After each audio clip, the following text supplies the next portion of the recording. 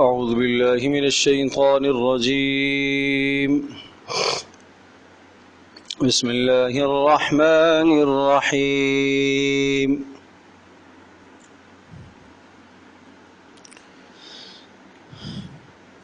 إن عدة الشهور عند الله 12 شهرا في كتاب الله 12 شهرا في كتاب الله يوم خلق السماوات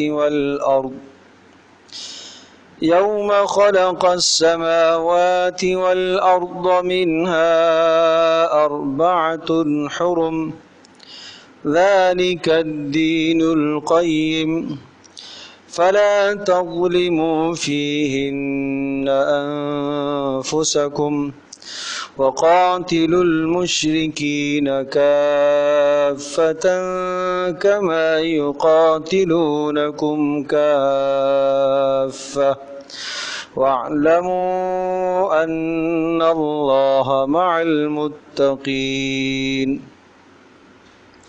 آیت نمبر 36 ہے سورۃ التوبہ کی. ان عدت الشہور عند اللہ 12 شہرا فی کتاب اللہ یوم خلق السماوات والارض. ان بے شک عدت الشہور، عدت تعداد گنتی، الشہور مہینوں کی گنتی، عند اللہ اللہ تبارک تعالیٰ کے یہاں، 12 شہرا، 2 عشرہ 10، 2 اور 10 یعنی 12 مہینے ہے. یہ قمری مہینوں کی تعداد بتلائی جا رہی ہے. فی کتاب اللہ، اللہ کی کتاب میں، یعنی اللہ کے لکھے ہوئے مسودے میں اور شرعی احکام میں.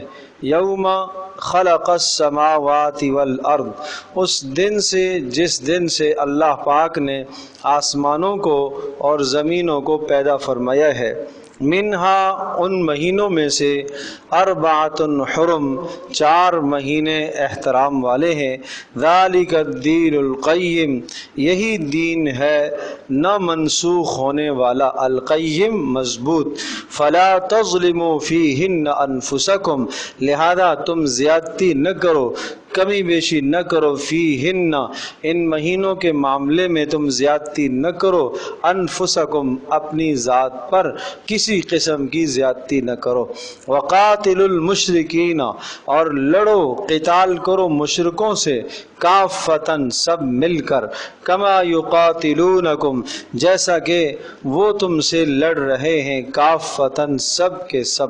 واعلموا اور سمجھ لو، ان اللہ مع المتقین، بے شک اللہ تبارک تعالی متقیوں کے ساتھ ہے.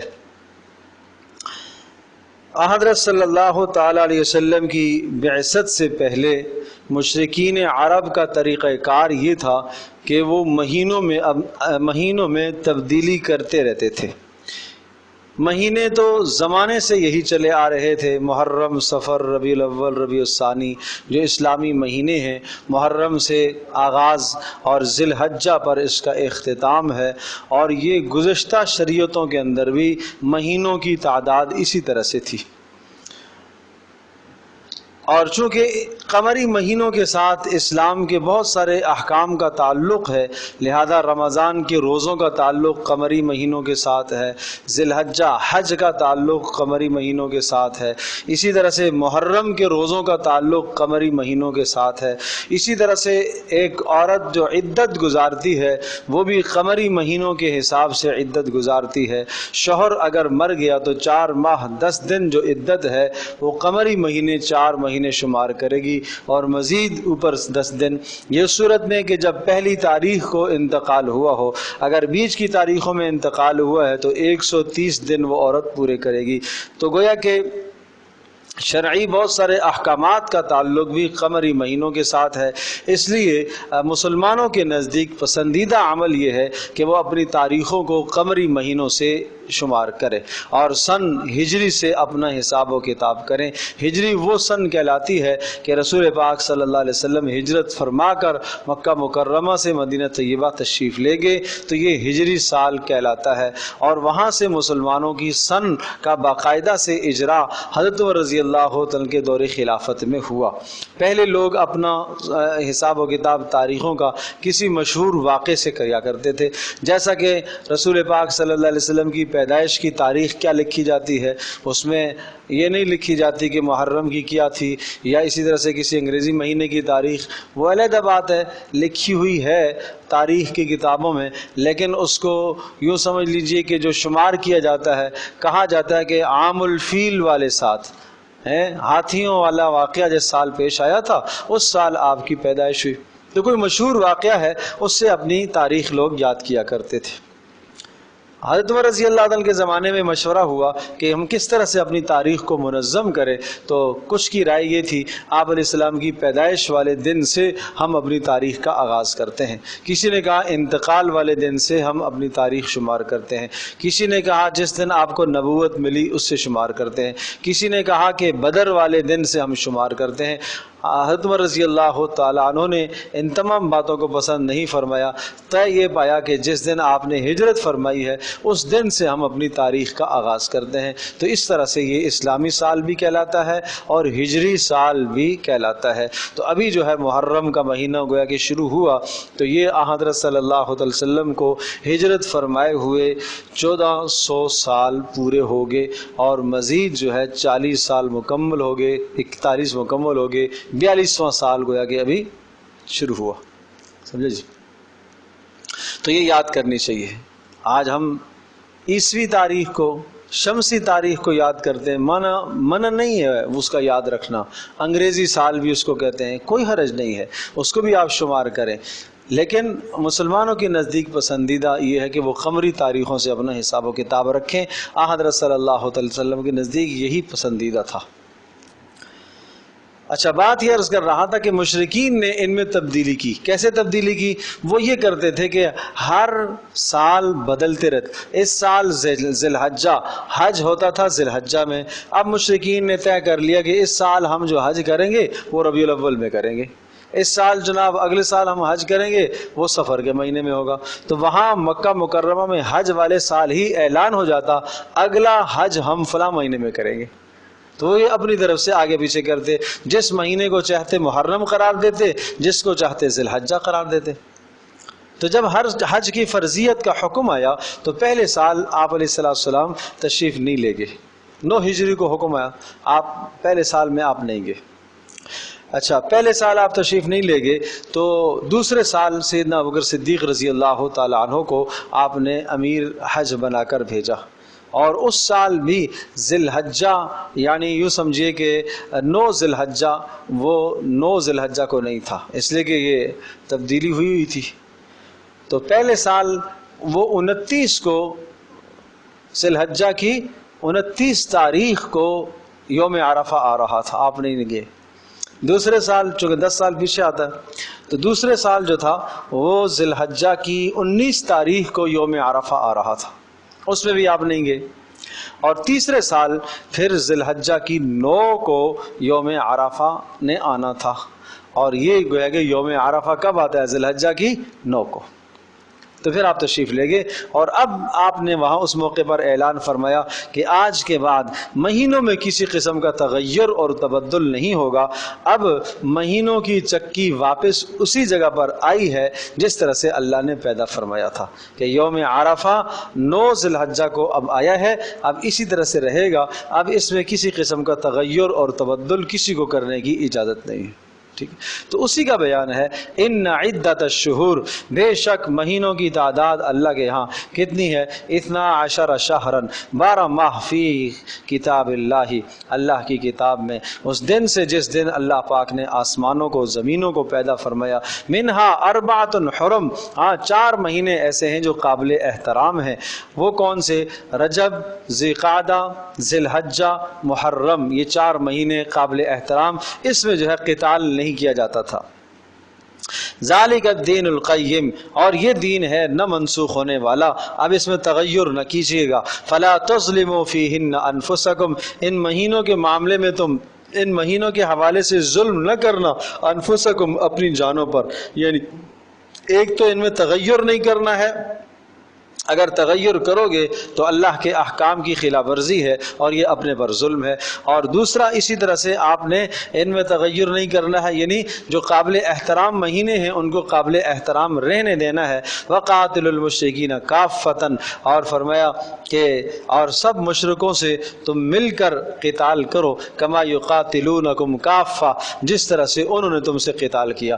آپ کو یاد ہوگا کہ یہ عرض کیا تھا کہ مکہ کے فتح ہونے کی طرف تیاریاں ہیں، تو یہ سمجھایا جا رہا ہے کہ ٹھیک ہے مکہ قابل احترام ہے اور یہ سارے مہینے قابل احترام ہیں، لیکن ان مہینوں کی اگر وہ عزت نہیں کرتے اور پاسداری نہیں کرتے اور وہ تم سے لڑتے ہیں تو تمہیں بھی پھر ہاتھ سے جواب دینا چاہیے، تلوار اٹھانی چاہیے۔ وَاعْلَمُوا أَنَّ اللَّهَ مَعَ الْمُتَّقِينَ، اس بات کو سمجھو کہ اللہ تبارک تعالیٰ کی مدد تقوی داروں کے ساتھ ہوا کرتی ہے، لہٰذا آپ ان کی کثرت سے نہ گھبرانا۔ اللہ کی مدد کس کے ساتھ ہے؟ تقوی والوں کے ساتھ ہیں جی۔ یہاں تقوی والوں سے یہ بھی مراد ہے کہ جو ان مہینوں کے معاملے میں اللہ کے احکام کی رعایت کرتے ہیں، نافرمانیوں سے بچتے ہیں۔ انما النسیء زیادۃ فی الکفر یضل بہ الذین کفروا یحلونہ عاما ویحرمونہ عاما لیواطئوا عدۃ ما حرم اللہ۔ انما النسیء، بے شک مؤخر کر دینا، تاخیر کر دینا، نسی مؤخر کر دینا، زیادۃ فی الکفر، اگر ہم مہینوں کو مؤخر کر دیتے ہیں اور ہم یہ کہتے ہیں کہ جناب ابھی اشہر حرم چل رہے ہیں، مکہ فتح ہو رہا ہے، ان مہینوں کے اندر ہم قتال کو نہیں کریں گے اس لیے کہ احترام والے مہینے ہیں، تو فرمایا اگر تم اس کو مؤخر کر دیتے ہو تو یاد رکھیے گا کہ ایسا کرنے سے کفر کو تم مزید ڈھیل دو گے۔ ہاں انما النسیء، بے شک مؤخر کرنا، زیادۃ فی الکفر، یہ کفر کا پھیلانا ہے، یضل بہ الذین کفروا، اس تاخیر کی وجہ سے یضل گمراہ کیے جائیں گے، الذین کفروا جنہوں نے کفر کیا۔ ہاں یحلونہ عاما، جس کو چاہیں گے وہ مہینے کو وہ حلال قرار دیں گے، ویحرمونہ عاما، اور جس مہینے کو چاہیں گے وہ حرام قرار دیں گے، لیواطئوا عدۃ ما حرم اللہ، تاکہ پامال کر دیں اس تعداد کو جس کو اللہ نے حرام قرار دیا ہے، یعنی جن مہینوں کو اللہ نے قابل احترام قرار دیا ہے تاکہ ان کی تعداد کو وہ پامال کر دیں، لہٰذا پھر یہ کریں گے فیحل ما حرم اللہ، جن چیزوں کو جن مہینوں کو اللہ نے قابل احترام قرار دیا ان کو یہ حلال کر دیں گے، یعنی ان میں لڑنا۔ زین لہم سوء اعمالہم، ان کے اعمال مزین کر دیے گئے ہیں، واللہ لا یہدی القوم الکافرین، اللہ تبارک و تعالی ایسے کافروں کو ہدایت نہیں دیا کرتا کہ وہ کوئی صحیح رہنمائی پائیں۔ یا ایہا الذین آمنوا ما لکم اذا قیل لکم انفروا فی سبیل اللہ ثاقلتم الی الارض۔ اب سورہ توبہ کا دوسرا حصہ شروع ہوا چاہتا ہے۔ عرض کیا تھا کہ پہلا حصہ ان معاہدوں پر مبنی ہے کہ جو معاہدے رسول پاک صلی اللہ علیہ وسلم نے عرب سے کیے ہوئے تھے، گویا کہ پہلے حصے کا تعلق آپ علیہ الصلوۃ والسلام کے گرد و نواح کے ماحول کے ساتھ ہے۔ آپ کی بعثت خصوصی کہاں تھی؟ آپ علیہ الصلوۃ والسلام خاص طور پر عرب میں مبعوث ہوئے، اور پھر آپ کی بعثت عمومی کہاں تھی؟ پوری دنیا۔ تو پہلے والا حصہ بعثت خصوصی سے متعلق ہے اور دوسرا والا حصہ بعثت عمومی سے متعلق ہے، اور چونکہ غزوہ تبوک ہے، آپ سے عرض کیا تھا کہ غزوہ تبوک حضرت صلی اللہ علیہ وسلم کے غزوات میں سے سب سے بڑا غزوہ ہے، اور یہ عرب سے نکل کر آپ علیہ السلام باہر تشریف لے گئے تھے تبوک کی طرف، یعنی رومیوں سے ایک لڑائی کی نوبت آنے والی تھی، لیکن آتے آتے وہ بچت ہو گئی اور لڑائی اس پر ہوئی نہیں، تو یہ رومیوں سے ایک لڑائی تھی، اور پچھلے درس میں تفصیل سے عرض کر چکا ہوں۔ تو اب اس کا بیان ہے دوسرا حصہ، یعنی غزوہ تبوک کے معاملات، اور ساتھ ساتھ منافقوں کو سخت تنبیہات ہیں کہ منافق لوگ ہر جگہ پر اسلام کو نقصان پہنچاتے ہیں چھپ چھپا کر۔ یا ایھا الذین آمنو، اے ایمان والو، ما لکم اذا قیل لکم، کیا ہوا تمہیں، اذا قیل، جب تم سے کہا گیا، لکم، تم سے، انفروا فی سبیل اللہ، نکلو اللہ کی راہ میں، یعنی غزوہ تبوک میں نکلنے کا اذن عام تھا، سب کو نکلنے کا حکم تھا، اور اس سے پہلے جتنے بھی غزوات تھے اس میں یہ ہوتا تھا کہ آپ علیہ الصلوۃ والسلام حکم دیتے تھے، اور آپ علیہ الصلوۃ والسلام کو جس طرف جانا ہوتا تھا اس سے مخالف راستے آپ پوچھا کرتے تھے، تاکہ کسی کو شبہ نہ ہو اور تاکہ کوئی جاسوسی نہ ہو جائے، مخبری نہ ہو جائے کہ آپ علیہ الصلوۃ والسلام فلاں جگہ تشریف لے جا رہے ہیں۔ اس بات کو کافروں سے چھپایا جاتا تھا۔ اگر آپ علیہ السلام کا سفر مشرق کا ہوتا تھا تو آپ مغرب کے راستے پوچھتے تھے، مغرب کا ہوتا تھا تو مشرق کے راستے پوچھتے تھے لوگوں سے، پہلے سے حالات کے وجہ سے، بھائی فلاں جگہ راستہ کہاں سے جاتا ہے، کیسے جاتے ہیں، تو اس طرح سے خبریں پوچھتے تھے۔ لوگ سمجھتے تھے کہ آپ کو ادھر جانا ہے، حالانکہ سفر دوسری طرف کا ہوتا تھا۔ لیکن تبوک کا سفر تھا، آپ علیہ الصلوۃ والسلام نے صاف صاف تبوک کی تصریح کر کے اعلان کر دیا، اور اس میں نفیر عام تھا، سب کو نکلنے کا حکم دیا کہ سب کو نکلنا ہے تبوک کے لیے۔ تو وہ ڈانٹ سنائی، یا ایھا الذین آمنو، اے ایمان والو، ما لکم، تمہیں کیا ہو گیا ہے، اذا قیل لکم، جب کہا گیا تم سے، انفروا، نکلو، فی سبیل اللہ، اللہ کی راہ میں، تو تم کیوں نہیں نکلے، اثاقلتم الی الارض، تو تم بوجھل ہونے لگ گئے زمین کی طرف، اثاقلتم الی الارض، تمہارے پاؤں بوجھل ہو گئے، اٹھنا تمہارے لیے مشکل ہو گیا، اور نکلنا تمہارے لیے دشوار ہو گیا، نکلنا تمہارے لیے مشکل ہو گیا، کہ تم یہ کہنے لگے کہ راستہ لمبا ہے، کیسے جائیں گے، تبوک کا راستہ لمبا ہے، گرمی کی شدت ہے، پیچھے مدینہ طیبہ کے اندر کھجوریں ساری پکی ہوئی ہیں، پھل پکے ہوئے ہیں، اور 4 دن 6 دن اگر کھجوروں کے اترنے میں تاخیر ہو جائے تو پھل کے خراب ہونے کا خدشہ ہے۔ یہ ساری باتیں تمہارے ذہنوں کے اندر آ رہی ہیں، اور تمہارے پاؤں نکلنے کے لیے بوجھل ہو رہے ہیں۔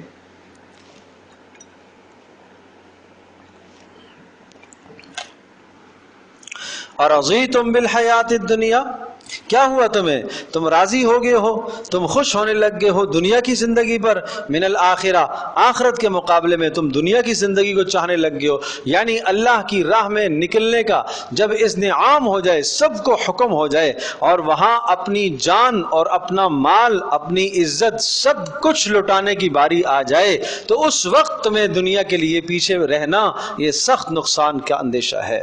یہ ارضیتم بالحیات الدنیا، کہ کیا ہو گیا تمہیں کہ تم دنیا کی زندگی پر راضی ہونے لگ گئے ہو آخرت کے مقابلے میں۔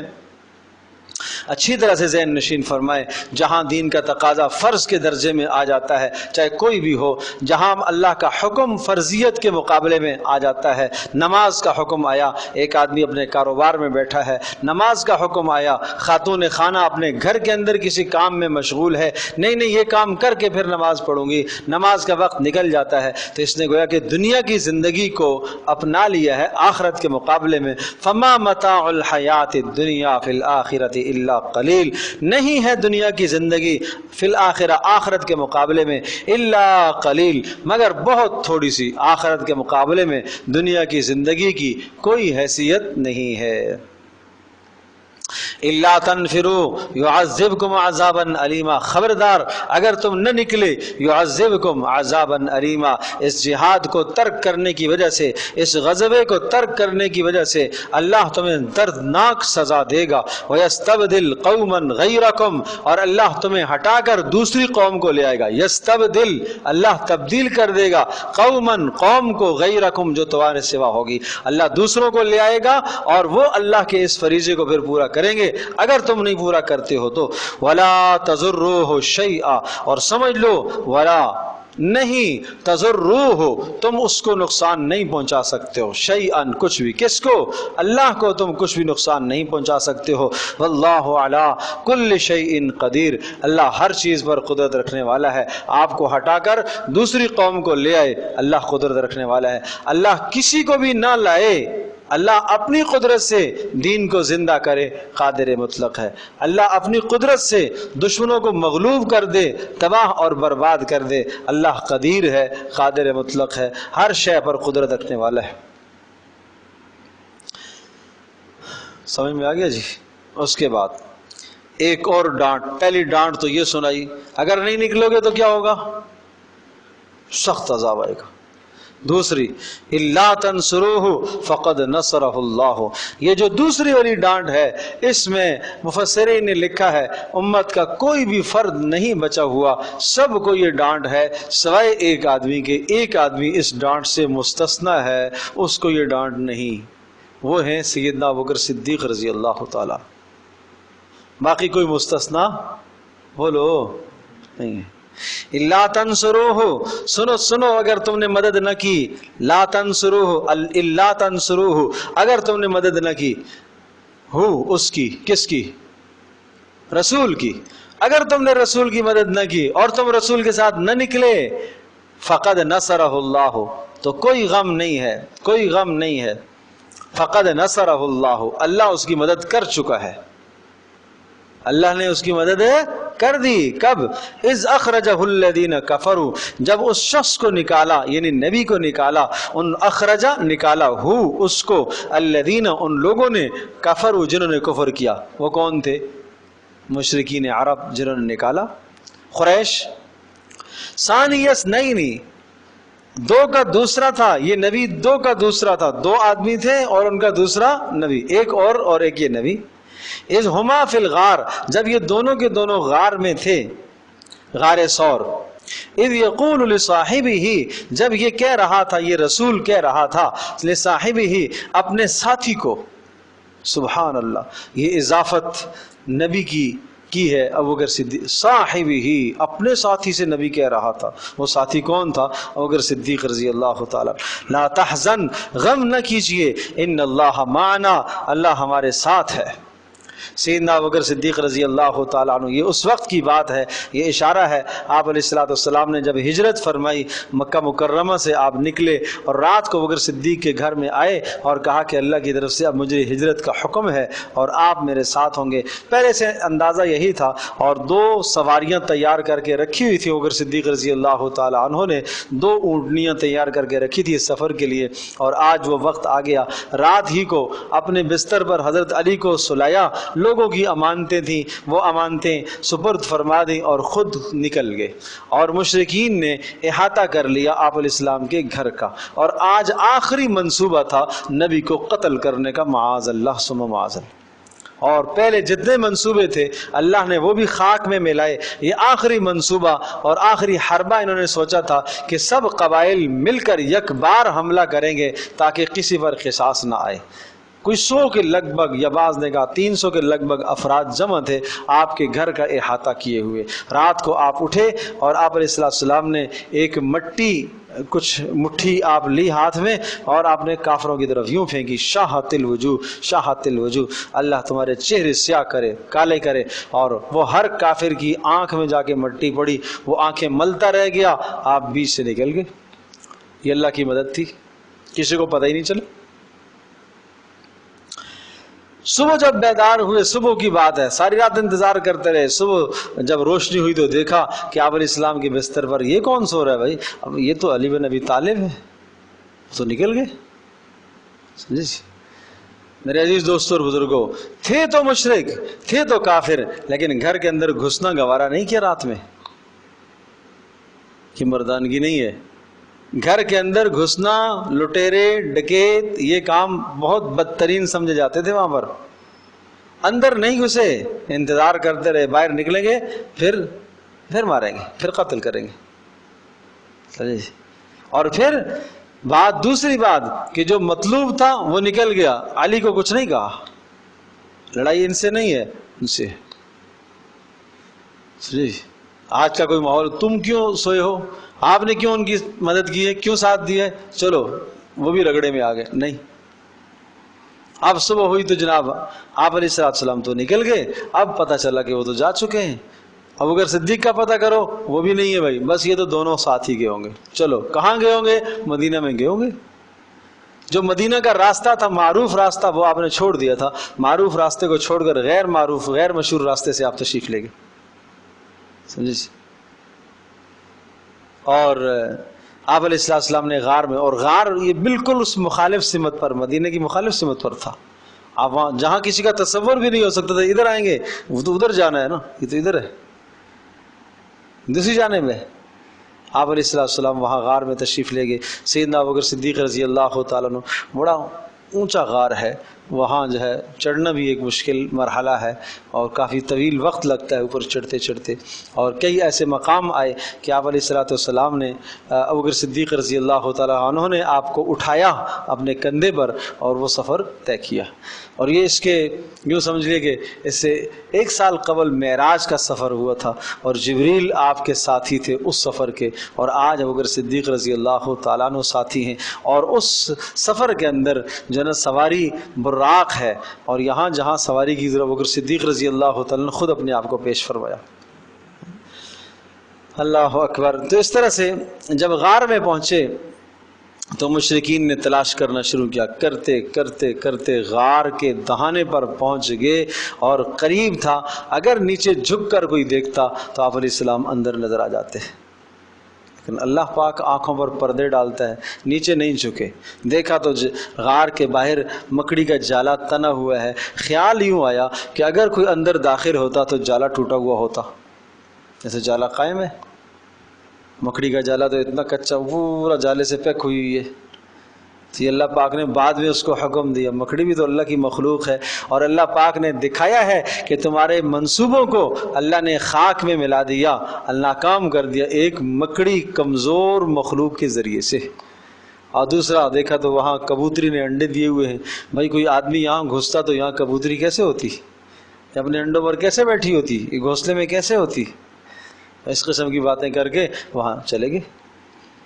اور داخل ہونے سے پہلے ابوبکر صدیق رضی اللہ تعالیٰ عنہ اندر تشریف لے گئے، غار کو اندر سے صاف کیا، ہر طرف سے صاف کیا، اور آپ علیہ السلام کو اندر آنے کا کہا۔ آپ علیہ السلام لیٹے، ابوبکر صدیق رضی اللہ تعالیٰ کے گود میں سر رکھا ہوا تھا، اور یہ فرمایا جیسا کہ قرآن میری گود میں کھلا ہوا ہے، اس طرح سے یہ منظر تھا۔ جی بھر کر زیارت کی، جی بھر کر دیکھا رسول پاک صلی اللہ علیہ وسلم کے چہرہ انور کو، ایک سوراخ باقی تھا، اس میں اپنا پیر رکھا، انگوٹھا، سانپ نے آ کے ڈھسا، اور اتنا زہریلا اور تیز ڈھسا کہ تکلیف ہوئی، اور پسینے آ گئے، اور آنکھوں سے آنسو بھی بہہ پڑے، اور وہ پسینے اور آنسو آپ کے چہرے پر جب گرے تو آپ بیدار ہو گئے۔ کیا ہوا؟ یہ سانپ نے ڈسا ہے۔ آپ علیہ السلام نے اپنا لعاب دہن، اپنا تھوک مبارک لگایا تو وہ ایسا ہو گیا جیسا کہ کوئی زخم تھا ہی نہیں، فوری ٹھیک ہو گیا۔ اور اسی طرح سے پھر دیکھا کہ اچانک کافر سامنے آ گئے۔ 3 دن آپ علیہ السلام وہاں غار میں رہے، اور کافر جو ہے وہ سامنے آئے، اور جب انہوں نے دیکھا کہ ابوبکر صدیق نے کہا کہ اب تو ہم پکڑے گئے، اور ان کو جو خدشہ تھا ابوبکر صدیق کو، وہ اپنا نہیں، نبی علیہ السلام کا خدشہ تھا کہ یہاں اگر ہمیں کافروں نے دیکھ لیا، یہ مجمع کثیر ہے، یہ تو ہمیں مار دیں گے، قتل کر دیں گے۔ تو اس پر کہا لا تحزن ان اللہ معنا، آپ غم نہ کریں، اللہ ہمارے ساتھ ہے۔ کس نے کہا؟ نبی علیہ السلام نے۔ اب الفاظ کو دیکھیں، الا تنصروہ، اگر تم نے مدد نہ کی اس کی نبی کی، فقد نصرہ اللہ، اس کی مدد کر چکا ہے اللہ پاک۔ اذ اخرجہ الذین کفروا، جب نکالا اس کو نبی کو ان لوگوں نے جنہوں نے کفر کیا تھا، ثانی اثنین، اور وہ دو کا دوسرا تھا رسول، اذ ہما فی الغار، جب یہ دونوں غار میں تھے، اذ یقول لصاحبہ، جب یہ کہہ رہے تھے اپنے ساتھی سے، لا تحزن، آپ غم نہ کیجئے، ان اللہ معنا، اللہ ہمارے ساتھ ہے۔ اے ابوبکر آپ غم نہ کیجئے، اللہ ہمارے ساتھ ہے۔ تو جب اللہ ہمارے ساتھ ہے تو اللہ ہماری مدد کرے گا۔ پھر کیا ہوا؟ فَأَنزَلَ اللَّهُ سَكِينَتَهُ، اللہ نے اتار دیا اپنی رحمت کو، سکینہ اللہ نے اتارا ہے اپنی طرف سے رحمت کو، علیہ، اس پر، کس پر؟ ابوبکر صدیق پر اطمینان اتار دیا۔ اس جملے کے بعد پریشان آدمی ہوتا ہے نا، تو کوئی تسلی کا کلمہ مل جاتا ہے تو آدمی کو سکون آ جاتا ہے۔ وَأَيَّدَهُ بِجُنُودٍ لَمْ تَرَوْهَا، اور اللہ تبارک تعالیٰ نے مدد کی ان کی ایسی لشکر سے، لم تروها، کہ جس کو تم نہیں دیکھ سکتے تھے۔ وَجَعَلَ كَلِمَةَ الَّذِينَ كَفَرُوا السُّفْلَىٰ، اور وَجَعَلَ، اور کر دیا، كَلِمَةَ الَّذِينَ، کلمہ تدبیر الذین کفروا، ان لوگوں کی جنہوں نے کفر کیا، ان کی تدبیر کو اللہ نے کر دیا، السفلا، سفلا کہتے ہیں نیچے، ناکام کر دیا اس تدبیر کو. وَكَلِمَةُ اللَّهِ هِيَ الْعُلْيَا، اور اللہ کی تدبیر تو وہی غالب ہے. اللہ کی تدبیر کیا ہے؟ غالب ہے. آج اللہ کی تدبیر اور اللہ کا طریقہ غالب آ کر رہا.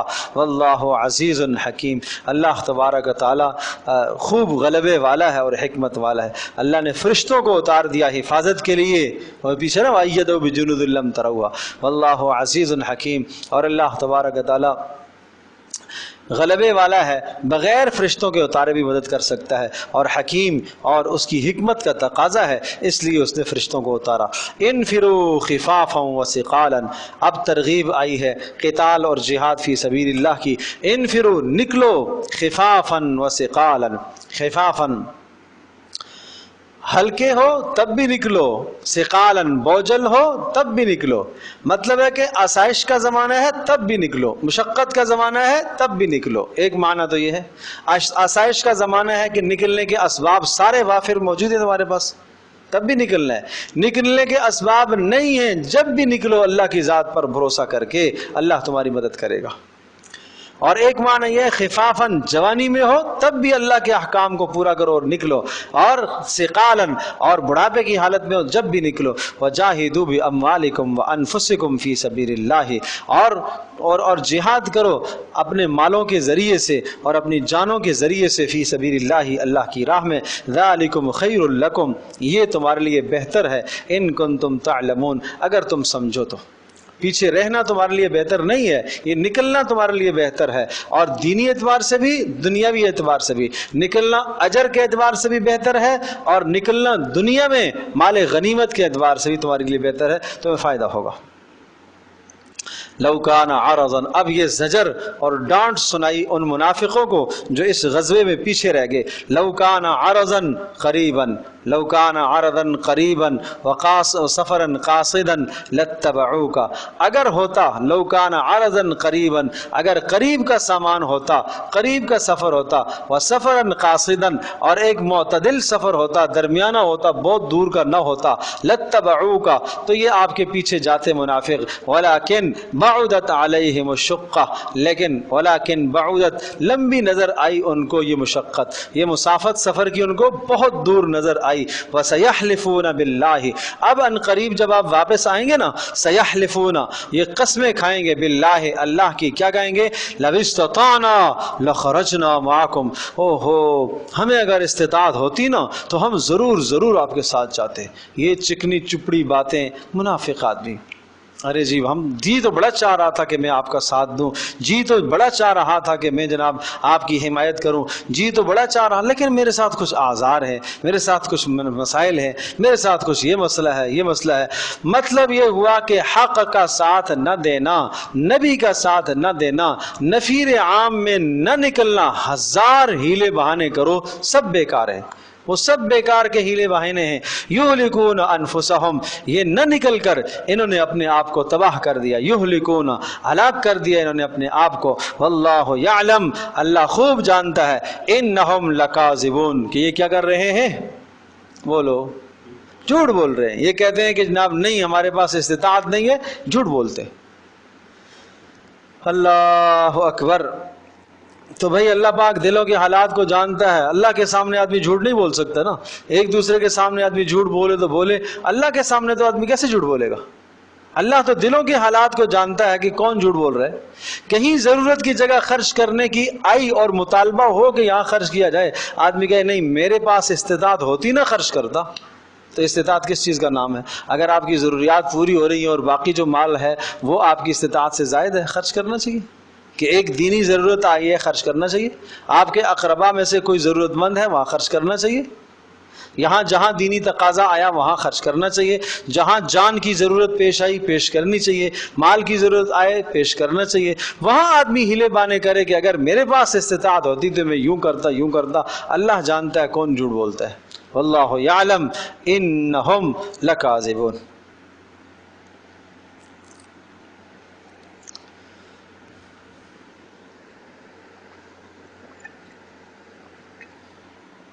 عفا اللہ عنک، منافقوں کی سستی، غزوہ تبوک میں منافقوں کی سستی. نمبر 2 اسلام کے خلاف سازشیں اس رکوع کے اندر جو چیزیں. نمبر 3 مسلمانوں پر مشقت آنے کی وجہ سے خوش ہونا، منافقوں کا خوش ہونا، شماتت.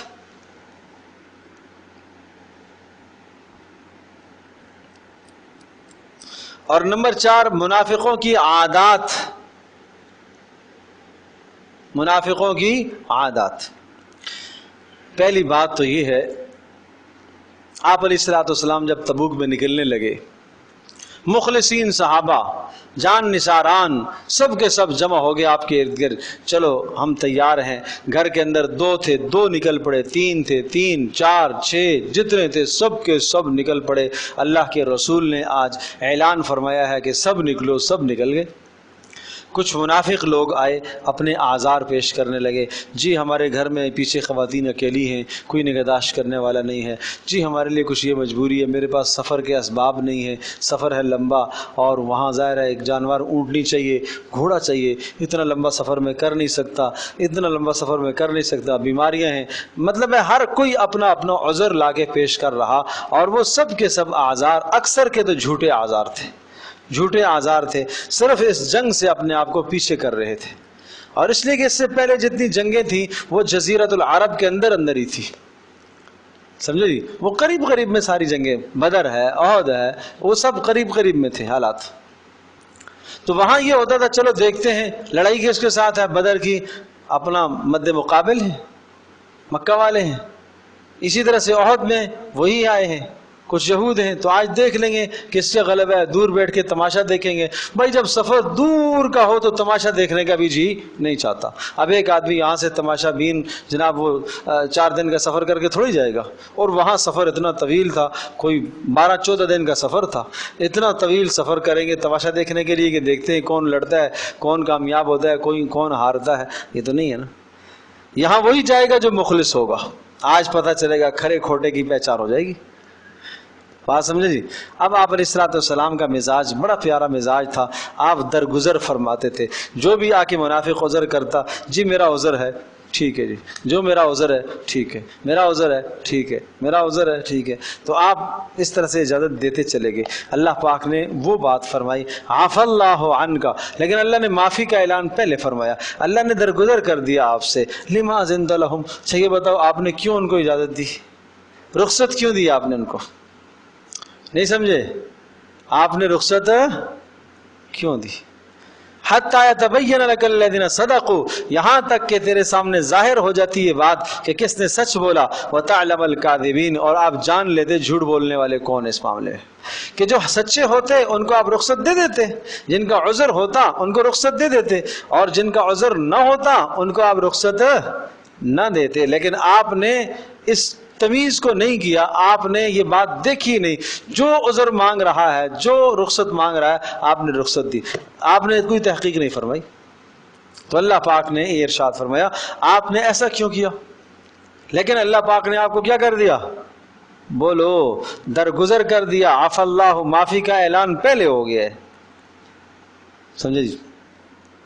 لا یستأذنک الذین یؤمنون باللہ والیوم الآخر، لا یستأذنک، آپ سے نہیں اجازت لیتے، لا یستأذنک، نہیں رخصت طلب کرتے ہیں، الذین، وہ لوگ، یؤمنون باللہ، جو ایمان رکھتے ہیں اللہ پر، والیوم الآخر، اور آخرت کے دن پر جو ایمان رکھتے ہیں، وہ آپ سے رخصت طلب بولو نہیں کرتے. ان کے نزدیک سب سے بڑا کام اس وقت آپ کے ساتھ جانا ہے، باقی کام سارے پچھلے درجے کے. اس لیے میں نے آپ سے عرض کیا تھا کہ صحابہ کرام رضی اللہ عنہم اجمعین کی ترجیحات کیا تھی. اپنی جان کو سب سے پہلے کہاں پیش کرنا ہے؟ دین پر. مال کہاں لگانا ہے؟ دین پر. صلاحیت کہاں لگانی ہے؟ دین پر. اس کے بعد اگر کچھ جان بچ گئی تو پھر دنیا کو دیکھ لیں گے، پھر بیوی بچوں کو بھی دیکھ لیں گے. کچھ مال وہاں سے بچ گیا تو اس کو ہم اپنے گھر پر بھی لگا لیں گے.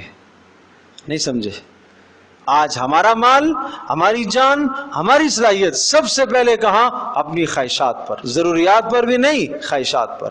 اگر ضروریات پر لگے تب بھی کوئی بات نہیں ہے، لیکن خواہشات پر، بیٹے کی خواہش، بیوی کی خواہش، بچی کی خواہش، اس کی یہ خواہش ہے، اس کی یہ خواہش ہے۔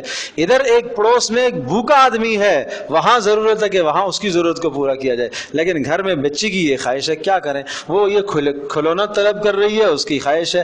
اب ایک ہے کہ میں اس پیسے سے اس کی بھوک مٹاؤں جو بھوکا ہے، اور ایک یہ ہے کہ اپنی بچی کی خواہش کو پورا کروں۔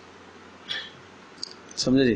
ایمان ہمیں یہ راستہ بتاتا ہے کہ آپ پہلے وہ ضرورت پوری کریں۔ ارے بات سمجھ میں آئی بھائی؟ بڑا مشکل مرحلہ ہے، یہ بڑا مشکل کام ہے کہ انسان اپنی خواہشات کو چھوڑ کر دوسرے کی ضروریات کو پورا کرے۔ مسئلہ یہ ہے ہمیں اپنی خواہش نہیں نظر آتی، وہ ہمیں اپنی ضرورت نظر آتی ہے۔ ہم کہتے ہیں کیا کروں جی، بچے ہیں نا، کیا کریں، یہ بھی تو پورا کرنا میری ذمہ داری ہے۔ بھائی کرو پورا، لیکن خواہش مت پوری کرو نا۔ خواہش کے مقابلے میں اگر ضرورت کا ٹکراؤ آ جائے تو کس کو ترجیح دینی چاہیے؟ ارے ضرورت کو۔ یہ ہے بات۔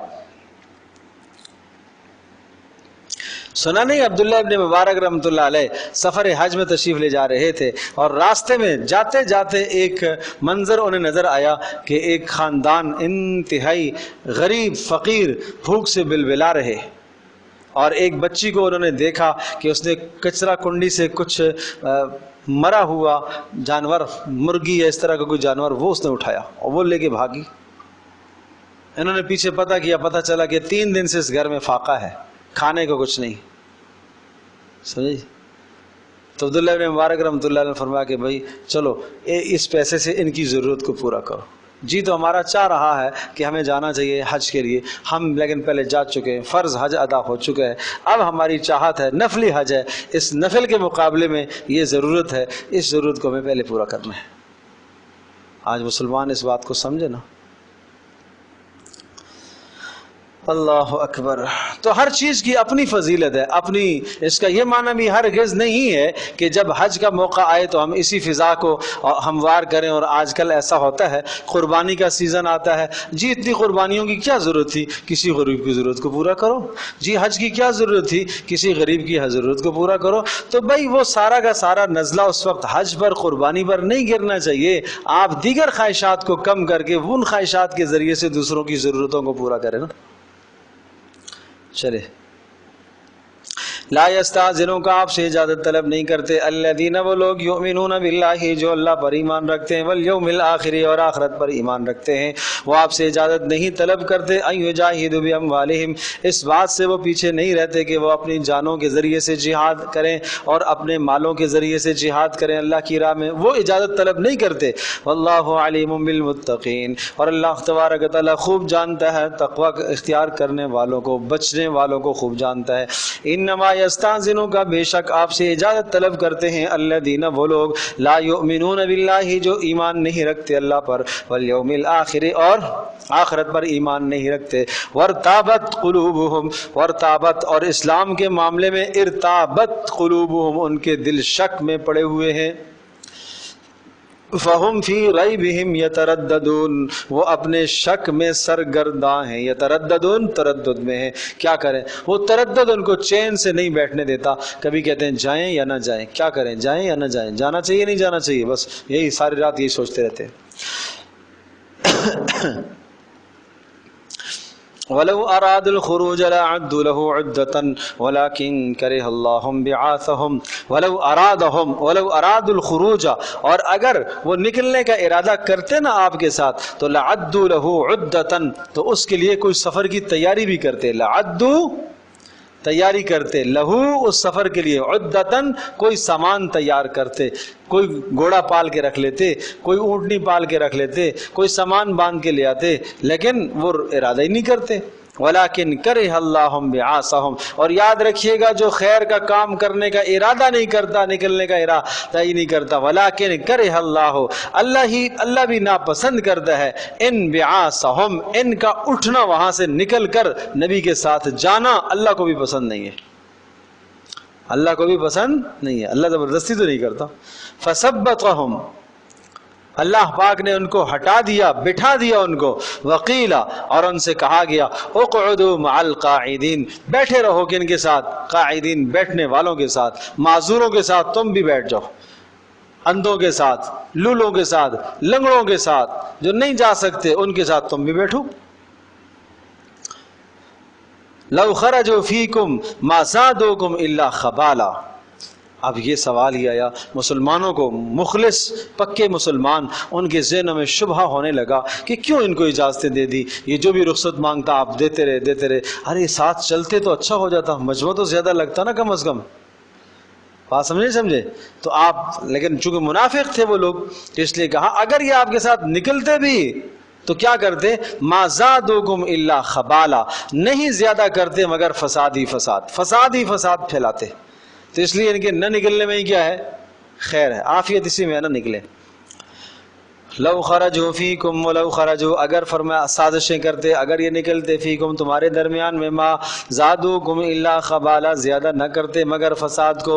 ولا اوضعوا خلالکم، ولا اوضعوا، اور بیٹھ جاتے، خلالکم تمہارے درمیان، یبغونکم الفتنہ، اور تمہارے درمیان میں بیٹھ کر فتنے چاہتے، فتنے طلب کرتے، چغل خوریاں کرتے، بیٹھ کر بگاڑ پیدا کرتے، نبی کے خلاف لوگوں کو بدظن کرتے، صحابہ کے خلاف دوسروں کو بدظن کرتے. اور یاد رکھنا وفیکم سماعون لہم، اور تمہارے درمیان میں سماعون، جاسوس بھی ہیں، لہم، ان یہودیوں کے جن کے خلاف آپ لڑنے کے لیے جا رہے ہو نا، ان کے جاسوس بن کر یہ تمہارے درمیان میں کام کرتے ہیں. واللہ علیم بالظالمین، اللہ پاک ایسے ظالموں کو خوب جانتا ہے. لقد ابتغوا الفتنة من قبل، یقیناً لقد ابتغوا، یہ چاہ چکے ہیں، یہ تلاش کر چکے ہیں، ابتغوا تلاش کر چکے ہیں، الفتنة فساد کو، من قبل اس سے پہلے بھی جنگوں کے اندر انہوں نے فتنے کیے ہیں، اسی قسم کے فتنے کرتے رہے، رسول کی مخالفت کرتے رہے. وقلبوا لك الامور، اور اسی طرح سے معاملات انہوں نے پلٹ دیے. ایسا بھی رہا ہے کہ جنگ فتح ہوتے ہوتے شکست میں انہوں نے بدل ڈالی، ایسا کیا ہے. حتی جاء الحق، یہاں کہ اللہ کا فیصلہ آیا، وظہر امر اللہ، اور اللہ کا فیصلہ غالب آیا، وہم کارہون، یہ دل میں ناپسند کرتے تھے، مسلمانوں کی فتح کیا کرتے تھے؟ ناپسند کرتے تھے. وَمِنْهُمْ، اور بعض ایسے بھی ہیں، من یقول ذلی ولا تفتنی. جد بن قیس ایک شخص تھا، اس نے کہا کہ حضرت مجھے اجازت دے دیں، رخصت دے دیں، میں نہیں جا سکتا. بھائی کیوں نہیں جا سکتے ہو؟ اب میں نے سنا کہ وہاں رومیوں کی لڑکیاں جو ہے وہ بڑی حسین و خوبصورت ہوتی ہیں، اور میں ایک جوان آدمی ہوں، مجھے ڈر لگتا ہے کہ کسی میں فتنے میں نہ مبتلا ہو جاؤ، لہٰذا مجھے ڈر لگتا ہے میرا ایمان نہ خراب ہو جائے. نہیں سمجھے جی؟ مجھے کیا ڈر لگ رہا ہے؟ میرا ایمان نہ برباد ہو جائے. تو یا منافق تھا، جھوٹے عذر کیے اس نے. اور اس نے کہا نا یہ منافق ایک بڑا منصوبہ، بڑا حربہ لے کے آیا، اور دینی حربہ لے کے آیا ہے کہ اصل میں اس لیے نہیں جانا چاہ رہا ہوں کہ کہیں ایسا نہ میرا ایمان خراب ہو جائے. جہاں پردہ کرنے کی جگہ ہے وہاں پردہ کرتا نہیں ہے، جہاں نظر نیچی رکھنے کی جگہ ہے وہاں رکھتا نہیں ہے. سمجھے جی؟ اور دین کے دوسرے حکم سے بچنے کے لیے اس کو لا کر عذر پیش کر رہا ہے. وَمِنْهُمْ مَنْ يَقُولُ، اور ان میں سے بعض یوں کہتے تھے اِذِن لِّی، ہے مجھے اِذَن لِّی، مجھے اجازت دے دے، وَلَا تَفْتِنِّی، اور مجھے فتنے میں مبتلا نہ کرو، کہیں ایسا نہ میرا ایمان خراب ہو جائے. اللہ نے کیا کہا؟ أَلَا فِي الْفِتْنَةِ سَقَطُوا، سنو فتنے میں گر گئے. یہ نبی کی بات سے پیچھے رہنا، نبی کے حکم سے پیچھے رہنا، یہ کیا ہو گیا؟ بولو، فتنے میں گر گیا. کیا بچا اب؟ وَإِنَّ جَهَنَّمَ لَمُحِيطَةٌ بِالْكَافِرِينَ، اور جہنم نے تو کافروں کا احاطہ کیا ہوا ہے. ان تصبک حسنۃ، ان منافقوں کی شناختیں، نشانیاں بتائیں. ان تصبک حسنۃ، حال یہ ہے کہ اگر اے نبی آپ کو کوئی اچھائی پہنچتی ہے، یعنی فتح ملتی ہے، تسؤہم، تو ان کے چہرے کالے پڑ جاتے ہیں، یہ کیا ہو گیا. وَإِن تصبک مصیبۃ، اور اگر آپ کو کوئی مصیبت پہنچتی ہے، فَيَقُولُوا قد اخذنا امرنا من قبل، کیا کہتے ہیں؟ ہاں کامیابی وہی ہے نا. وَإِن تصبک مصیبۃ، اگر کوئی مصیبت آپ کو پہنچتی ہے، یقولو، تو خوشی سے یہ کہتے ہیں قد اخذنا امرنا من قبل، ہم نے اس مصیبت کے آنے سے پہلے ہی بچاؤ کر لیا تھا، اس لیے تو ہم یہاں آئے نہیں تھے جہاد میں. بات سمجھے نہیں سمجھے؟ اس لیے تو ہم آئے نہیں تھی. قد اخذنا ہم نے پکڑ لیا تھا امرنا بچاؤ کا معاملہ اس سے پہلے. وَيَتَوَلَّوْا وَهُمْ فَرِحُونَ اور یہ کہتے ہوئے اتراتے ہوئے واپس جاتے ہیں. قل کہہ دیجئے لَن يُصِيبَنَا إِلَّا مَا كَتَبَ اللَّهُ لَنَا نہیں پہنچتی ہمیں کوئی مصیبت مگر وہی جو اللہ نے ہمارے حق میں بولو لکھ دی ہے، مقرر کر دی ہے. ہوا مولانا اللہ ہی ہماری مدد کرنے والا ہے. وعلی اللہ فلیتوکل المؤمنون ہمیں بھروسہ کس پر کرنا چاہیے؟ صرف اور صرف اللہ ہی پر. علی اللہ اللہ ہی پر. فلیتوکل المؤمنون ایمان والوں کو بھروسہ کرنا چاہیے. قل کہہ دیجئے هل تربصون اب یہ مسلمانوں کے حوالے سے انتظار میں رہتے تھے. دیکھتے ہیں بھائی آج گئے ہوئے ہیں کیا ہوتا ہے، خبریں لیتے رہتے تھے. شکست ہوتی ہے یا فتح ہوتی ہے؟ نہیں سمجھے؟ قل کہہ دیجئے حل تربصون کیا اے منافقو تم انتظار کرتے ہو بنا ہمارے بارے میں الا احد الحسنین دو اچھی چیزوں میں سے ایک کا انتظار تمہیں رہتا ہی ہے. دیکھو ہمارے لیے دونوں اچھی چیزیں ہیں. اگر ہم مغلوب ہو گئے مارے گئے تو شہادت یہ بھی ہمارے لیے اچھی ہے، اور اگر ہم کیا واپس فاتحانہ انداز میں آ گئے تو بھی ہمارے لیے کیا ہے اچھی ہے. تو ان دونوں میں سے ایک کا تمہیں انتظار رہتا ہی رہتا ہے. ہم مرتے ہیں تو تب بھی تم کیا ہوتے ہو؟ بولو خوش ہوتے ہو. اور اگر ہم فتح پاتے ہیں غلبہ پاتے ہیں ظاہر میں تم خوش ہوتے ہو، مال حاصل کرنے کے لیے مال غنیمت بٹورنے کے لیے تم خوش ہوتے ہو. وَنَحْنُ نَتَرَبَّصُ بِكُمْ اور ہم بھی انتظار کر رہے ہیں کہ پہنچے تمہارے اوپر اللہ پاک کا عذاب من عندی اس کی طرف سے، او بِأَيْدِينَا یا اللہ تمہیں عذاب دے گا ہمارے ہاتھوں سے. ہمارے ہاتھوں سے مراد ہمیں قتل کرنے کا حکم آئے گا کہ ہم تمہیں قتل کریں. فَتَرَبَّصُوا انتظار کرو اِنَّا مَعَكُمْ مُتَرَبِّصُونَ ہم تمہارے ساتھ بھی انتظار کر رہے ہیں. قل کہہ دیجئے انفقوا طوعا او کرہن اے منافقو تم خرچ کرو طوعا جی چاہتے ہوئے او کرہن یا نہ چاہتے ہوئے. لن يتقبل منکم تم سے اللہ قبول نہیں کرے گا، یہ قبول تم سے نہیں کیا جائے گا. انکم کنتم قوما فاسقین اس لیے کہ تم حد سے نکلنے والے ہو اور ایسوں کے صدقات اللہ قبول نہیں کرتا. وما منعهم ان تقبل منهم نفقاتهم کیوں ان کے نفقات قبول نہیں کیے جاتے، ان کے صدقے کیوں نہیں قبول ہوتے؟ پتہ چلا کہ ایسے بد کرداروں کے صدقے بھی قبول اللہ نہیں کیا کرتا. جو حق کی مخالفت کرتے ہیں ان کے صدقات بھی قبول نہیں ہوتے. دیکھو وما منعهم اور کوئی رکاوٹ نہیں ہے ان کے لیے ان تقبل منهم نفقاتهم کہ ان کے نفقات کو قبول کیا جائے، ان کے صدقوں کو قبول کیا جائے. رکاوٹ کیا ہے؟ اس لیے نہیں قبول کیے جاتے. پہلی علت الا انہم کفروا باللہ وبرسولہ کہ وہ انکار کرتے ہیں اللہ اور اس کے رسول کا، اس لیے ان کے صدقوں کو قبول بولو نہیں کیا. نمبر 2 ولا یاتون الصلاۃ الا وهم کسالى نماز کی طرف نہیں آتے مگر سستی سے. پتہ چلا ایسوں کے صدقے بھی اللہ قبول نہیں کرتا. فریضے کو جب تم ادا نہیں کرو گے تو تمہارا صدقہ کیسے قبول ہوگا؟ فرضیت ذمے سے ادا ہو جاتی ہے، زکوٰۃ کے فرض ہونا ذمے سے ادا ہو گیا، لیکن اس صدقے پر جو مرتب ہونے والا اجر ہے وہ تمہیں نہیں ملے گا. آج حدیث ہم پڑھتے ہیں کہ صدقہ بلاؤں کو ٹالتا ہے، ہم صدقہ کرتے ہیں نہیں ٹلتی بلا. کیوں؟ نماز چھوڑتے ہو اس لیے. فجر کی نماز رہتی ہے تمہاری اس لیے. جو نماز میں سستی کرتے ہیں ایسوں کے صدقات قبول نہیں ہوتے. ولا ينفقون الا وهم كارهون اور فرمایا یہ خرچ بھی کرتے ہیں نا تو وہ خرچ بھی کس طرح سے کرتے ہیں؟ ناپسندیدگی کے ساتھ. تو ایسوں کے صدقے تھوڑے اللہ قبول کرے گا. فلا تعجبک اموالہم ولا اولادہم اے نبی آپ کو تعجب میں نہ ڈالے ان کے مال اور ان کی اولادیں. آج یہ بڑے صاحب مال ہیں دنیا کے اندر، آج ان کا بڑا چرچہ ہے، عروج ہے، اور ان کے بیٹے ہیں آگے پیچھے گھومنے والے، اور بڑا پروٹوکول ہے، خشم خدم چوکیداروں کا، نوکروں کا، غلاموں کا پروٹوکول ہے. نہیں نہیں نہیں یہ باتیں تمہیں تعجب میں نہ ڈالیں. انما یرید اللہ چاہتا ہے لیعذبہم بہا اللہ ان دنیا کے مالوں کے ذریعے سے انہیں عذاب دے فی الحیات الدنیا دنیا کی زندگی میں. تو یہ جو مال کی فراوانی ہے ان پر یہ عذاب کی شکل ہے. یہ کس کی شکل ہے؟ عذاب کی. اگر مال کی فراوانی کے ساتھ انسان اللہ کا باغی ہے تو یہ عذاب اس کے لیے مال اس کے لیے عذاب کی شکل ہے. وَتَزْهَقَ أَنفُسُهُمْ وَهُمْ كَافِرُونَ اور دوسرا یہ وَتَزْهَقَ أَنفُسُهُمْ اور جب ان کی جانیں نکلیں گی، تزہق جب نکلیں گی، انفسہم ان کی جانیں، نفسوں سے جانیں نکلیں گی، روحیں نکلیں گی، وَهُمْ كَافِرُونَ تو یہ کیا ہوں گے؟ انکاری ہوں گے. مطلب ہے کہ خاتمہ ان کا کس پر ہوگا؟ کفر پر خاتمہ ہوگا۔ اگلی بات سنو، وَيَحْلِفُونَ بِاللَّهِ إِنَّهُمْ لَمِنْكُمْ، اور ان کا دعویٰ ایمان کا ہے اور یہ قسمیں کھاتے ہیں إِنَّهُمْ لَمِنْكُمْ کہ وہ تمہارے ساتھ ہیں، یہ مسلمان ہیں، وَمَا هُمْ مِنْكُمْ سنو وہ تمہارے نہیں ہیں، وَلَكِنَّهُمْ قَوْمٌ يَفْرَقُونَ وہ ایسے ہیں، دو معنی ہیں یفرقون، وہ ڈر کی وجہ سے تمہارے ساتھ رہ رہے ہیں، ان کو کافروں سے بھی ڈر لگتا ہے، ادھر بھی گٹھ جوڑ کرتے ہیں، اور تمہارے سے بھی ڈر لگتا ہے، تمہارے ساتھ بھی کیا کرتے ہیں؟ گٹھ جوڑ کرتے ہیں۔ ایک معنی تو یہ ہے یفرقون، جو دونوں طرف کیا ہے؟ صلح کرنے کی کوشش کرتے ہیں۔ دوسرا معنی وَلَكِنَّهُمْ قَوْمٌ يَفْرَقُونَ وہ مخالفت کرتے ہیں آپ کی، سامنے آ کر آمنا جی حضور کہتے ہیں۔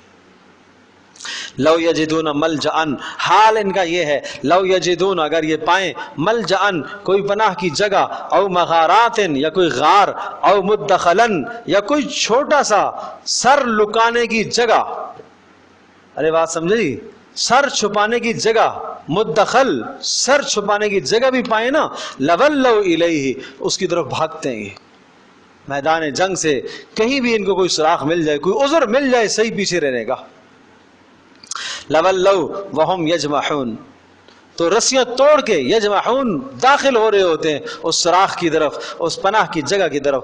ومنہم من یلمزک فی الصدقات اور ان میں سے بعض ایسے بھی ہیں، ایک نے آ کر کہا، آپ علیہ السلام نے مال تقسیم کیا تو ایک شخص کہنے لگا نہیں نہیں نہیں یہ تقسیم حق والی نہیں ہے بھائی، ایک منافق کہنے لگا کہ جناب یہ تقسیم انصاف کی نہیں ہے۔ آپ نے ارشاد فرمایا اللہ کے بندے اگر میں نہ انصاف کروں تو کون انصاف کرے گا؟ وہ انصاف کیوں نہیں ہے؟ اس لیے کہ اس کو نہیں ملا۔ آج ہمارے پاس بھی انصاف کا معیار کیا ہے؟ اگر میری حمایت میں بات ہے تو یہ انصاف ہے، اور اگر میری خلاف بات ہے تو پھر کیا ہے؟ بولو بھائی انصاف نہیں ہے، میں جو چاہوں کروں۔ اگر ایک آدمی قرآن مجید کو بھی، قرآن کی آیت کو بھی، حدیث کو بھی 100% صریح میرے خلاف لے آتا ہے کہ ہاں بھائی میں نے غلط کام کیا ہے، وہ مجھے بتاتا ہے، تو یہاں کیا صورتحال ہے؟ آدمی اس کا انکاری بن جاتا ہے، نہیں بھائی یہ انصاف کا فیصلہ تھوڑا ہی ہے۔ اور اگر فیصلہ ہمارے حمایت میں ہو جائے، ہمارے حق میں ہو جائے، چاہے ظالمانہ فیصلہ ہو، تو ہم کیا کہتے ہیں؟ یہ بڑا اچھا فیصلہ کیا اس نے۔ بات سمجھے جی؟ تو اس لیے انصاف کا معیار آج یہ ہے کہ میرے حق میں فیصلہ ہوا ہے تو انصاف، میرے حق میں نہیں ہوا تو کوئی انصاف نہیں ہے، یہ ہے غلطی۔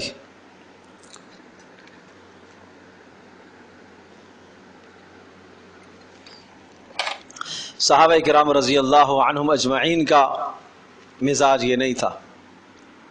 مدینہ طیبہ کے اندر ایک مرتبہ بارش ہوئی، مسجد نبوی میں ایک پرنالہ تھا جو مسجد نبوی کی طرف گرتا تھا، اور حضرت عباس کے گھر کا پانی مسجد نبوی جب بارش ہوتی تھی تو مسجد نبوی کے گیٹ پر آ کر گرتا تھا، نکلنے والوں کو قدر تکلیف ہوتی تھی۔ حضرت عمر رضی اللہ تعالی نے وہ پرنالہ اکھیڑ دیا۔ عباس آئے، کس نے اکھیڑا؟ عمر نے۔ عمر کون ہے؟ امیر المومنین ہے۔ کیا ہے؟ امیر المومنین۔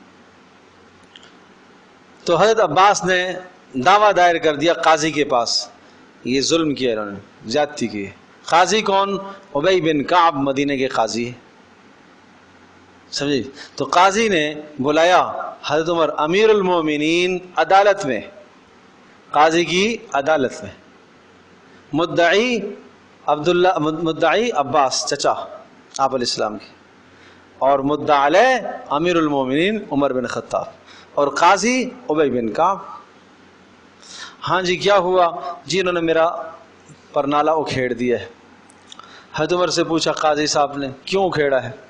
اس لیے کہ مسجد میں پانی گر رہا تھا، مسجد کی طرف آ رہا تھا۔ ہاں بھائی آپ کے پاس کیا جواب ہے؟ کہا رسول اللہ صلی اللہ علیہ وسلم نے خود لگایا تھا، آپ علیہ السلام نے خود لگایا تھا۔ اچھا کوئی گواہ ہے آپ علیہ السلام نے خود لگایا تھا؟ ہاں گواہ ہے، 2 انصار لے آئے، 2 انصار لے آئے، اور انہوں نے آ کر یہ گواہی دی کہ ہاں رسول پاک صلی اللہ تعالی وسلم نے یہ پرنالہ خود لگایا تھا، اور نبی علیہ الصلوۃ والسلام میری پیٹھ پر کھڑے ہوئے تھے اور کھڑے ہو کر یہ لگایا تھا۔ بات سمجھے جی؟ تو حضرت عمر رضی اللہ تعالیٰ سے پوچھا آپ کچھ کہہ سکیں گے؟ کہا نہیں، میرا قصور ہے، میں یہی کہوں گا میری غلطی ہے، سمجھے جی؟ لہٰذا میں چلتا ہوں، میں وہاں کھڑا ہوتا ہوں اور عباس میرے کندھے پر چڑھے اور اس کو واپس لگا لیں۔ اس کو کہتے ہیں انصاف۔ یہ نہیں کہا کہ ابی تمہیں ضرورت کیسے ہوئی میرے خلاف فیصلہ کرنے کی، میرا دور اقتدار ہے، میری حکومت ہے، خلافت ہے، کیسے تمہیں فیصلہ کر دیا؟ نہیں، بات سمجھے جی؟ اور عباس رضی اللہ تعالی عنہ بھی قربان جاؤں رسول اکرم صلی اللہ علیہ وسلم کے چچا، میری کیا مجال کہ آپ میری پشت پر کھڑے ہو، میری کیا مجال ہے، آپ میری کمر پر کھڑے ہو، آپ نے کھیڑ دیا، اب میں اس گھر کو مسلمانوں کے لیے وقف کرتا ہوں، توسیع کر کے مسلمانوں کو دے دیا جائے، مسجد کی توسیع کی جائے، جس طرح سے آپ چاہیں کریں۔ اس کو کہتے ہیں انصاف، سمجھے؟ تو بس یہ انصاف کے قصے آج ہماری کتابوں میں تو رہ گئے، لیکن آج ہمارے عمل میں نہیں، ہماری زندگی میں نہیں۔ تو میرا عزیز دوستوں اور بزرگوں اور ماں اور بہنوں، اپنی ذات سے عدل شروع کرو، اپنی ذات سے انصاف شروع کرو، اپنے آپ کے ساتھ انصاف، اپنی اولادوں کے ساتھ انصاف کیا کرو، مت اولادوں کے ساتھ ظلم کیا کرو، دو بیٹوں کے درمیان میں انصاف کرو، دو بیٹیوں کے درمیان میں انصاف کرو، عدل کرو، بیٹی اور بہو کے درمیان میں عدل کیا کرو، انصاف کیا کرو، سمجھے جی؟ بہو کا قصور نظر آ جائے تو اس کو سمجھ آئی ہی نہیں ہے، یہ اتنی بڑی ہو گئی اس کو سمجھ ہی نہیں آئی ہے، اور بیٹی عمر میں اس سے بڑی ہے، یہ تو بچی ہے کیا کرے، اس کا قصور آ جائے تو کیا جواب آتا ہے؟ جی یہ تو بچی ہے ابھی۔ تو اپنی بیٹی کا قصور نہ نظر آئے اور دوسرے کی بیٹی کا قصور نظر آئے، یہ انصاف کہاں ہے؟ اس لیے گھر اجڑ جاتے ہیں، آج گھر تباہ ہو جاتے ہیں، اس لیے کہ انصاف نہیں ہے۔ اپنی بیٹی کے لیے الگ زاویہ ہے، بہو کے لیے الگ زاویہ ہے، اپنے بیٹے کے لیے الگ ہے، داماد کے لیے الگ زاویہ ہے۔ تو عدل و انصاف کسی اور چیز کا نام ہے، انصاف کرو۔ آپ نے صاف صاف فرمایا اپنی اولادوں کے درمیان میں بھی انصاف کیا کرو، بچوں کے درمیان میں انصاف، بچیوں کے درمیان میں انصاف، عطا کے اندر، دینے کے اندر۔ اگر آپ نے آج بیٹے کو کوئی چیز دی ہے تو اتنی آپ بیٹی کو بھی دیں۔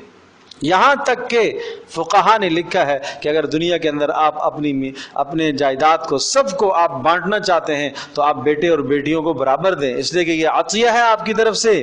میراث تو مرنے کے بعد تقسیم ہوتی ہے، وہ ورثاء تقسیم کریں گے، لیکن آپ زندگی میں دینا چاہتے ہیں، بیٹے بیٹیوں کو برابر کر دیں۔ یہ ہے عدل، یہ ہے عدل، اس کو کہتے ہیں انصاف۔ تو اس کا خیال کیا کرو بھائی، ہے کونوا قوامین بالقسط شہداء للہ ولو علی انفسکم او الوالدین والاقربین۔ صاف انصاف کی بات کیا کرو، چاہے اپنے خلاف آ جائے، اپنے ماں باپ کے خلاف آ جائے، قرابت داروں کے خلاف آ جائے، انصاف کی بات کیا کرو، حق کی بات کیا کرو بھائی۔ تو اللہ سے مانگا کرو، اے اللہ ہمیں حق بولنے، سننے، سمجھنے کی توفیق عطا فرما۔ اللہم ارنا الحق حقا وارزقنا اتباعہ۔ اے اللہ حق ہمارے سامنے واضح فرما اور اس کی اتباع کی توفیق عطا فرما۔ وارنا الباطل باطلا وارزقنا اجتنابہ، اور باطل کو ہمارے سامنے واضح فرما اور اس سے بچنے کی توفیق عطا فرما۔ یہ ابو الاسلام کی دعاؤں میں ایک دعا ہے۔ تو اس لیے اپنی زندگی میں اعتدال پیدا کرو، اعتدال پیدا کرو، انصاف پیدا کرو۔ تو کیا الزام لگایا؟ نبی پر الزام لگا رہا ہے، یہ کون سی انصاف کی تقسیم ہے؟ اس لیے کہ مجھے حصہ بولو نہیں ملا۔ تو پتہ چلا کہ نبی بھی اس قسم کے الزامات سے مبرہ نہیں رہا، لوگوں نے اس پر بھی الزام لگائے۔ تو آج اگر کسی صاحب دین پر، کسی عالم دین پر، کسی اللہ والے پر اگر کوئی اس قسم کا الزام لگتا ہے تو حقیقت دیکھا کرو، غور کیا کرو، ذرا سی بات پر بدگمان مت ہو جایا کرو۔ وَمِنْهُمْ مَنْ يَلْمِزُكَ فِي الصَّدَقَاتِ، اور بعض ایسے ہیں کہ جو آپ پر الزام لگاتے ہیں۔ وَمِنْهُمْ مَنْ يَلْمِزُكَ، جو کیا کرتے ہیں؟ تہمتیں لگاتے ہیں آپ پر، فی الصدقات، کس کے بارے میں؟ صدقات کی تقسیم کے بارے میں۔ فَإِنْ أُعْطُوا مِنْهَا رَضُوا، اور اگر ان کو دیا جائے منہا، اس مال میں سے ان کی مرضی کے مطابق، رضو، تو وہ کیا ہوتے ہیں؟ راضی رہتے ہیں۔ وَإِن لَّمْ يُعْطَوْا، اور اگر نہ دیا جائے منہا اس مال میں سے، اِذَا هُمْ يَسْخَطُونَ، تو وہ کیا کرتے ہیں؟ غصہ کرنے لگتے ہیں۔ اذا ہم یسخطون، وہ کیا کرتے ہیں؟ منہ بنا کر بیٹھ جاتے ہیں، غصہ کرتے ہیں۔ تو اس کے حق میں حمایت میں بات ہوئی تو خوش، اور اگر اس کے حق میں اور حمایت میں بات نہیں ہوئی تو منہ بن جاتا ہے۔ مطلب یہ ہے کہ دین کا کوئی معیار نہیں رکھا ہم نے اپنی خواہش کو مقدم رکھا ہے۔ ہاں، وَلَوْ أَنَّهُمْ رَضُوا مَا آتَاهُمُ اللَّهُ وَرَسُولُهُ، اور اگر یہ راضی ہو جاتے جو اللہ اور اس کے رسول نے ان کو دیا ہے، وَقَالُوا، اور یوں کہتے حسبنا اللہ، اللہ ہمارے لیے کافی ہے، اللہ کا دیا ہوا کافی ہے، سَيُؤْتِينَ اللَّهُ مِنْ فَضْلِهِ، کوئی بات نہیں، آج نہیں، پھر اللہ ہمیں اور عطا کرے گا، وَرَسُولُهُ، اور اللہ کا رسول بھی ہمیں پھر عطا کرے گا، إِنَّا إِلَى اللَّهِ رَاغِبُونَ، تو کیا ہے؟ ہم اللہ کی طرف رغبت کرنے والے ہیں، کوئی بات نہیں۔ یوں کہنا چاہیے تھا ان کو، ارے بات سمجھ میں جی، یوں کہنا چاہیے تھا، انما الصدقات۔ اب ہم بتا رہے ہیں آپ کو کہ مصارف کیا ہیں، یہ مال کس پر خرچ ہوتا ہے، یہ اپنی مرضی سے نہیں ہوتا ہے۔ انما الصدقات، صدقے، للفقراء، صدقات سے مراد فرض صدقے، زکوٰۃ بھی ہے، ہیں جی، کفاروں کا مال، صدقۃ الفطر کی اموال، یہ کس کے لیے ہیں؟ للفقراء، فقراء کے لیے۔ فقیر اس کو کہتے ہیں جس کے پاس بقدر کفایت مال ہو، بقدر کفایت، ایک ٹائم دو ٹائم کا کھانا ہو، یہ فقیر کہلاتا ہے۔ والمساکین، جس کے پاس کچھ بھی نہ ہو، ایک وقت کا کھانا بھی نہ ہو، مسکین کہلاتا ہے۔ یہ ہے مصرف زکوٰۃ کا، یہ ہے مصرف زکوٰۃ کا۔ زکوٰۃ کا مصرف خواہشات کے پورا کرنے کے لیے نہیں ہوتا۔ آپ خواہشات پوری کرو، شادی پہ دے دیتے ہیں جی، اس کی ہر خواہش پوری ہو جائے، بھائی ضرورت کو پورا کرو۔ والمساکین علیہا، اور ان والعاملین علیہا، اور ان صدقات پر جو مقرر ہیں بیت المال کی جانب سے صدقات کو وصول کرنے کے لیے عاملین مقرر ہوتے تھے۔ پورے شہر کے اندر، پورے ملک میں ایسے افراد مقرر ہوتے تھے جو صاحب مال تاجروں کے پاس سے جا کر کیا کرتے تھے؟ زکوٰۃ کو وصول کر کے لاتے تھے۔ وہ سالانہ جاتے تھے اور چیک کرتے تھے آپ کی کتنی بکریاں ہیں جی، اتنی بکریاں، دیکھتے تھے، شمار کرتے تھے چراگاہ میں جہاں پر بھی کہیں ہوتی، اور ان بکریوں کی کتنی زکوٰۃ آئے گی وہ نکال کے لے آتے تھے، سمجھ۔ اور کس کو ملے گا؟ والمؤلفۃ قلوبہم، اور ان لوگوں کے کہ جن کے دلوں کو جوڑا جاتا ہے، یہ وہ لوگ تھے جو اسلام میں نئے نئے داخل ہوتے تاکہ اسلام کی طرف مانوس رہیں۔ یہ بعد میں حضرت بکر صدیق رضی اللہ تعالی عنہ اور صحابہ کے اجماع سے یہ سلسلہ منسوخ ہے کہ اب اللہ پاک نے اسلام کو تقویت دی ہے، مؤلفۃ القلوب کا حصہ منسوخ ہے۔ وفر رقاب، اور اسی طرح سے گردنیں چھڑانے میں زکوٰۃ کا مال دیں گے، گردنیں چھڑانے، غلام کو آزاد کرنے میں، ٹھیک ہے جی۔ والغارمین، مقروض کو دیں گے جو قرض میں مبتلا ہے۔ وفی سبیل اللہ، اور اللہ کی راہ میں جو ہوں ان کو دیں گے۔ فی سبیل اللہ کا مصداق جہاد فی سبیل اللہ، اللہ کی راہ میں مجاہد اور حجاج اور مدارس کے طلبہ، یہ سب کیا ہیں؟ فی سبیل اللہ ہیں، اللہ کی راہ میں۔ وابن السبیل، اور مسافر، یعنی ایک آدمی اپنے مقام پر تو بہت مالدار ہے لیکن سفر میں اس کی کوئی جیب کٹ گئی ہے، ضرورت پیش آ گئی ہے، تو اس کو آپ کیا کر سکتے ہیں؟ زکوٰۃ کا مال دے سکتے ہیں، لیکن وہ بھی ضرورت کے مطابق۔ آج کل تو ظاہر سی بات ہے تحقیق کرنا بھی ضروری ہے، اتنے لوگ آتے ہیں، جیب بھی دکھا رہے ہوتے ہیں، بھائی یہ جیب کٹ گئی، آپ یقین جانیو ڈھکوسلے ہیں۔ جب تھوڑی سی تحقیق کرتا ہوں، حال پوچھتا ہوں، تو پتہ چلتا ہے کہ 2 نمبر آدمی۔ تو اس لیے جانچ پڑتال کر کے دینے چاہیے، تحقیق کر کے دینی چاہیے۔ گھروں پر کہیں دینے کی نوبت آئے، تمہارے پاس کوئی سائل آتا ہے، تھوڑا بہت مال دے دیا، 50 روپیہ 100 روپیہ دے دیا، راستے میں کسی نے کھانے کا سوال کر لیا، بھائی کوشش تو کرو کہ کھانے کا سوال کر رہا ہے، اس کو ہوٹل پر لے جاؤ، ہوٹل والے کو پیسے دے دو، بھائی یہ اس کو کھانا دلوا دو۔ بڑا مال بلا تحقیق کے مت دو، زیادہ مال بلا تحقیق کے مت دو، تحقیق کر کے دیا کرو۔ فریضۃ من اللہ، اللہ تبارک و تعالیٰ کی طرف سے یہ مقرر کردہ فریضہ ہے۔ واللہ علیم حکیم، اور اللہ تبارک و تعالیٰ جاننے والا اور حکمت والا ہے۔